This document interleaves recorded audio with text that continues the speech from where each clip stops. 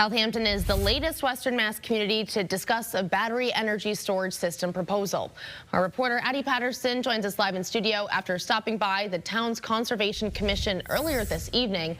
Addie, sounds like a lot of people turned out for that discussion. That's right, Amanda. More than 60 people turned out for tonight's meeting. I spoke with a few Southampton residents beforehand who say they're concerned about this facility being built in their neighborhood. The main issue being addressed during tonight's discussion surrounded the proposed site. The project is set to be built in the area of Pleasant Street in Southampton, a location currently being used as hay and cornfields. It's also near groundwater aquifers specifically designated to protect the town's water supply.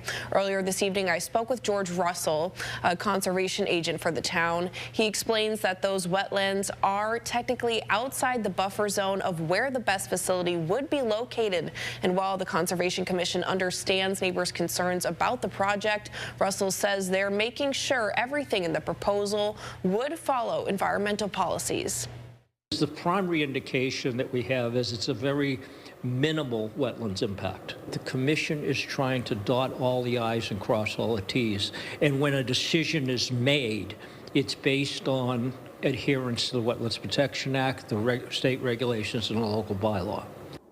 We also spoke with a farmer in town who tells us he hopes Southampton comes to an adequate decision about the project so others in the farming industry don't have to worry about their jobs. The goal is to keep this property in farming and to make it a financially viable proposition. So I hope that there can be a consensus reached that allows that to happen. The proposed storage facility would encompass approximately 40 acres of land. Other Western Mass communities that have recently discussed these best projects include Agawam, Blandford, and Westfield. Western Mass News did also reach out to Blue Wave Energy, the solar developer proposing this facility, for comment on the project, but we did not hear back in time for our report tonight. Reporting live in studio, Addie Patterson, Western Mass News.